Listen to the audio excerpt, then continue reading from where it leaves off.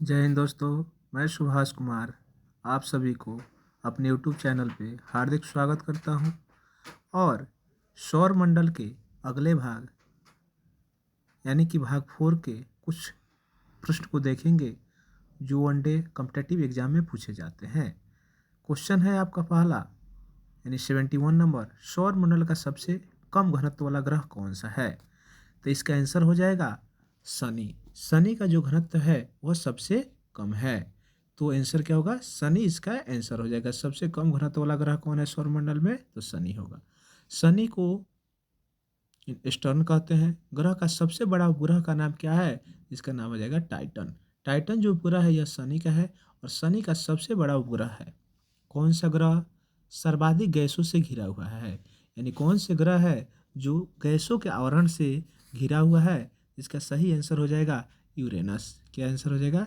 Uranus जो ग्रह है यह किससे घिरा हुआ है? यह आपको गैसों के आवरण से घिरा हुआ है। यूरेनस को हम लोग हिंदी में अरुण कहते हैं। यूरेनस को क्या कहते हैं? अरुण कहते हैं। अरुण अरुण का ही इंग्लिश नाम है यूरेनस। तो चलिए अगला प्रश्न है, पश्चिम की ओर भ्रमण करने वाला ग्रह कौन सा है?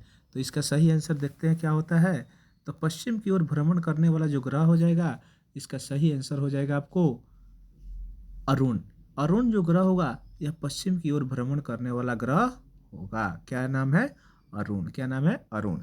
अपनी धुरी पर सूर्य की ओर अधिक झुकाव के कारण निम्न में से कौन सा ग्रह लेटा हुआ प्रतीत होता है? क्या होता है प्रतीत? तो लेटा हुआ प्रतीत होता है।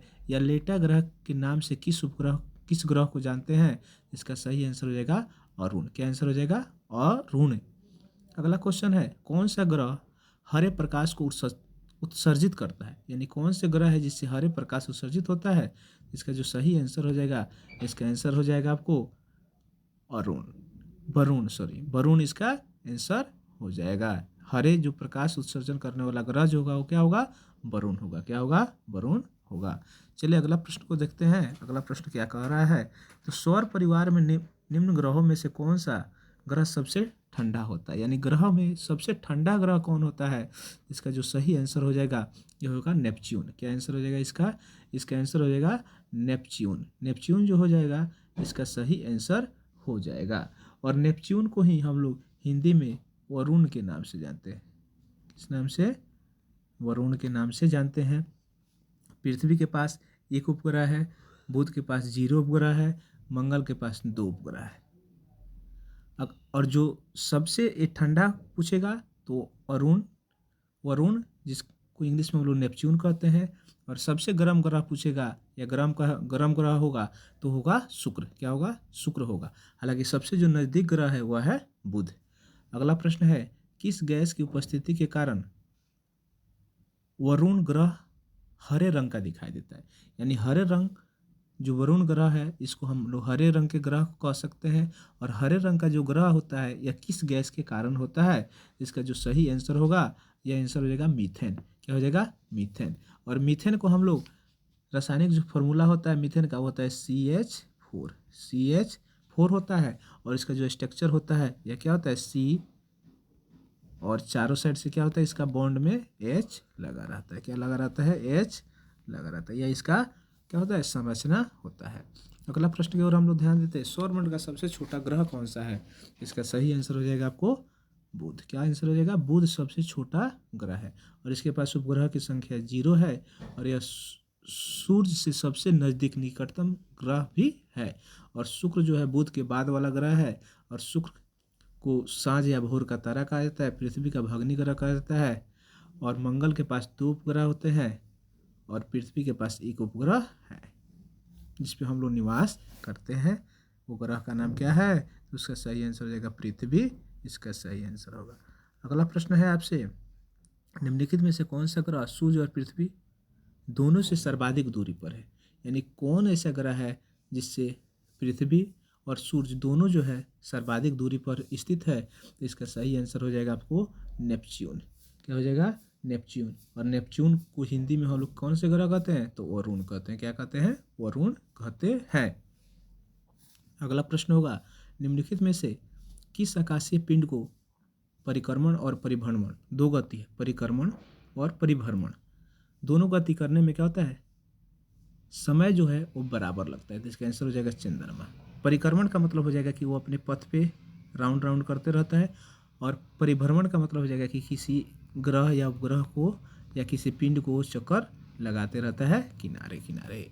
अगला प्रश्न है, निम्न में से या कौन सा खगोलीय पिंड रात की रानी कहलाता है? तो इसका सही आंसर हो जाएगा आपको कि हम लोग चंद्रमा को, किस पिंड को, चंद्रमा को रात की रानी कहते हैं। किसको कहते हैं? तो चंद्रमा को कहते हैं। इसका आंसर क्या होगा?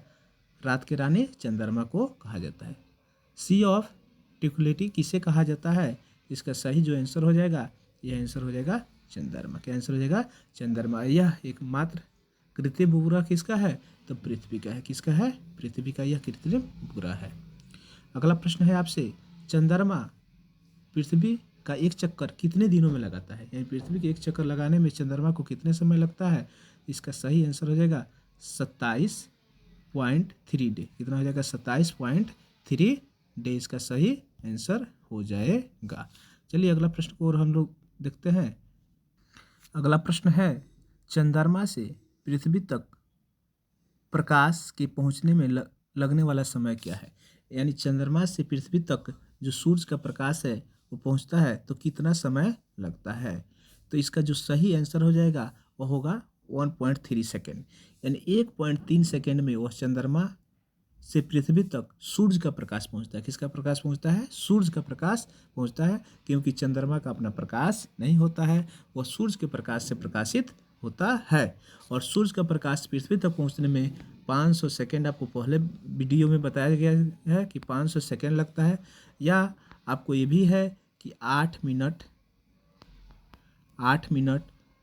16.6 सेकेंड के आसपास क्या होते हैं? लगते हैं।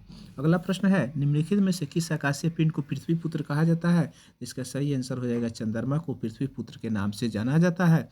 अगला प्रश्न है, हेली धूमकेतु का आवर्तकाल कितना होता है? इसका सही आंसर हो जाएगा 76 ईयर जो होता है, यह हेली धूमकेतु का ईयर होता है। यानी 76 वर्ष बाद हेली धूमकेतु क्या होता है? दिखाई देता है। चलिए अगला प्रश्न है आपसे, पूछ रहा है, पृथ्वी और मंगल और बृहस्पति ग्रहों के मध्य सूर्य की परिक्रमा करने वाले खगोलीय पिंड को क्या कहते हैं? यानी वो पिंड कौन से है जो मंगल और बृहस्पति के बीच स्थित है? तो इसका जो सही आंसर हो जाएगा यह क्षुद्र ग्रह होगा। या ये भी क्वेश्चन आता है, क्षुद्र ग्रह जो है किस किस ग्रह के बीच या किस किस पिंड के बीच स्थित होते हैं? इसका सही आंसर हो जाएगा मंगल और बृहस्पति। मंगल और बृहस्पति सही आंसर होगा।